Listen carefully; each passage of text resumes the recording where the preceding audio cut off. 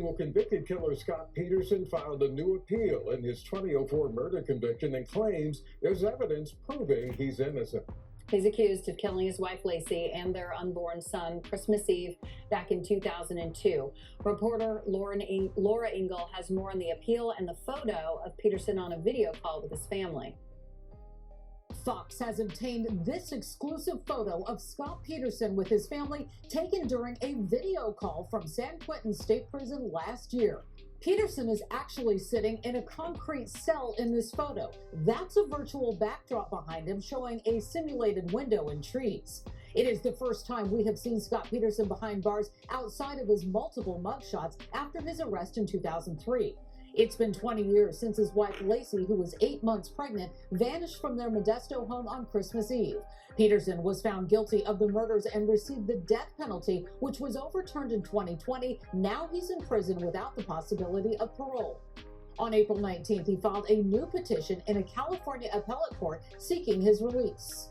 The 800-page document lays out 6 claims, some involving what Peterson and his family members are calling new evidence about a burglary across the street from the Petersons' home around the time Lacey vanished, which they believe will exonerate him. This is all evidence that the Medina burglary occurred the day that Lacey went missing. His sister-in-law, Janie Peterson, told me in February they still believe he is innocent. No one has ever given a scenario that fits the evidence and explains how Scott could have committed this crime. I asked retired Detective Al Brocchini, who worked the case, about the theory. 100% no. No way. We'd know. Those guys, they polygraphed, they confessed, they went to jail, they gave us all their info, we confirmed their alibis. Peterson, who lost access to his previous lawyers at the end of December, hopes to be assigned new counsel to address these new claims in his appeal. In New York, Laura Engel, Fox News. This is Mule Creek State Prison in Ione, California, located off of a 2-lane road in the heart of what was once gold rush country. Scott Peterson was transferred here from San Quentin when his death sentence was overturned, and he received life in prison without the possibility of parole. And as you take a look at this prison, there are several security levels here at Mule Creek. Some inmates are general population, others, like Peterson, are considered sensitive needs guards inmates, meaning ones who are segregated from the general prison population for their own safety. What's up, guys? Welcome back to the channel. Just to clarify before we begin, this video is not part of our ongoing series on Lacey Peterson. The next episode is still in production. But as we follow Lacey and Connor's story into the dark waters of the San Francisco Bay 20 long years ago, it's easy to forget the case is ongoing. That Lacey's convicted husband Scott is currently in the midst of a very public fight for his freedom, and it seems the battle is heating up.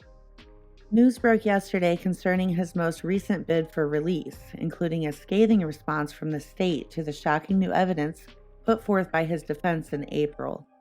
Scott's last legal battle was waged and lost in December of last year, when his first petition for habeas corpus was rejected, nearly marking the 20th anniversary of Lacey's disappearance to the day.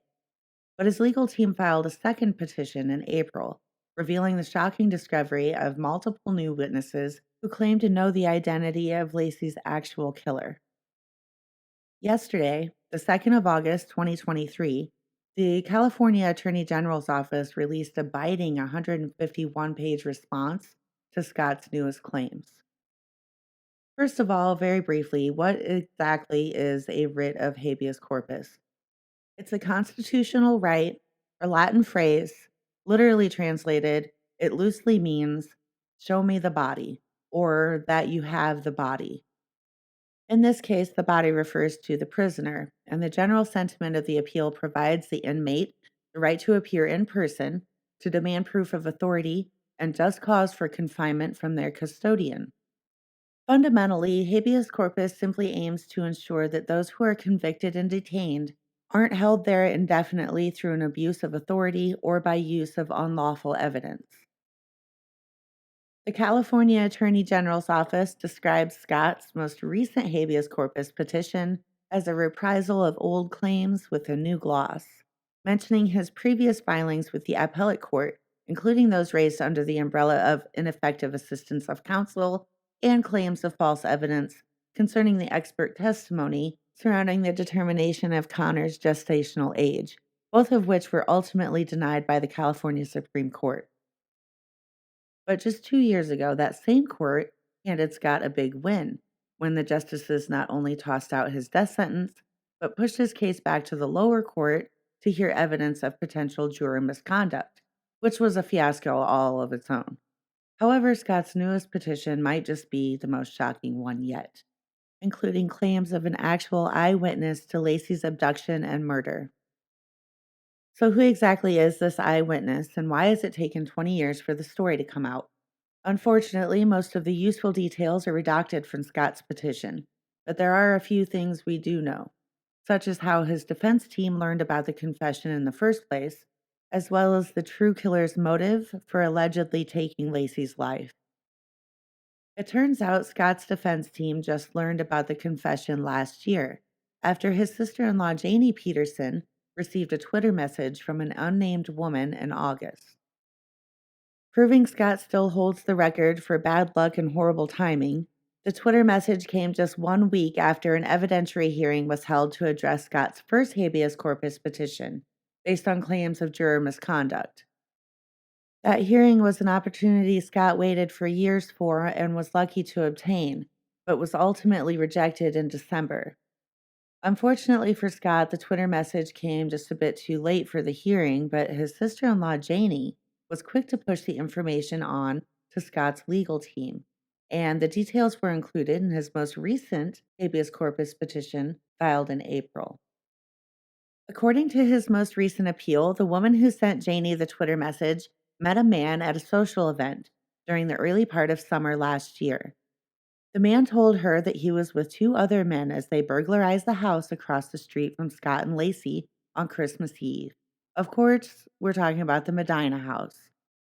Lacey caught them dragging the Medina safe out of the house and confronted them, threatening to call the police. The petition also includes a summary from the witness about the motive, stating, quote, "They couldn't afford to get caught. They had to shut her up. The men he was with killed Lacey." End quote. The eyewitness also claimed Lacey was dumped in the San Francisco Bay by her true killers after they learned about Scott's fishing trip on the news. Yesterday, the state released its caustic reply to that new evidence. According to California law, Scott's conviction can be overturned upon the discovery of exonerating evidence. But of course, that evidence needs to meet certain criteria. The law states that it must be credible, material, presented without substantial delay, and of such decisive force and value that it would have more than likely changed the outcome of a trial. An eyewitness to Lacey's abduction and murder with knowledge of her disposal may seem like it comes close to ticking all of those boxes for Scott. However, the Attorney General's office strongly disagreed, describing Scott's most recent attempt to sail to freedom as, quote, "a baseless fishing expedition," end quote. Their scathing response went on to claim that even if the materials had been submitted properly, which they weren't, that the statements concerning the confession were not competent evidence, characterizing them as unreliable, untrustworthy bits of hearsay that should be classified as inadmissible. Questions were also raised as to why Janie Peterson nor any of the members of Scott's defense team ever brought the confession to the attention of police.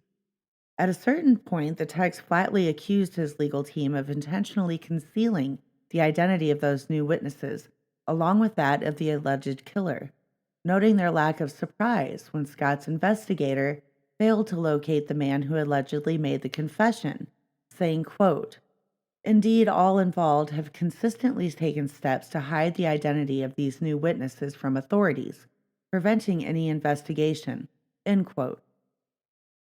However, while Janie Peterson and Scott's defense team may have failed to present their findings to police, they did partially identify the witnesses by including their initials in the petition. But Janie also claims that they attempted to turn over the unredacted version during a scheduled meeting with county officials in May. But the appointment was canceled when it was decided that the Attorney General's office would be responding to the appeal. So why is the California Attorney General's office responding to Scott's petition rather than the appellate court or the district attorney. Somewhat interestingly, a writ of habeas corpus is a civil appeal, falling under the Attorney General's jurisdiction as a constitutional issue rather than a criminal or traditional appellate matter. Although it seems the Stanislaus County DA is still deeply entrenched in the proceedings as well. The current role is being filled by Jeff Lurego, who gave the following statement in response to Janie Peterson's canceled appointment with county officials, saying, quote, "If the AG did not review it or accept the information, I'm more than willing to meet with the defense team." End quote.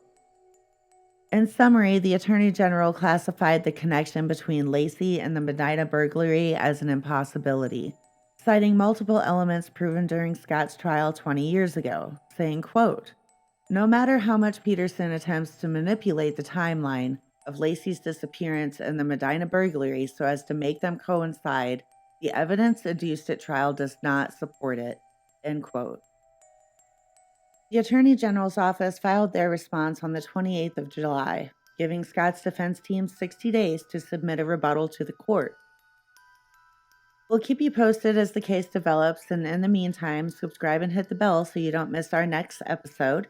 Check out the awesome new loyalty badges and emojis we've created for channel members, and most importantly, stay safe, be kind, and memento mori.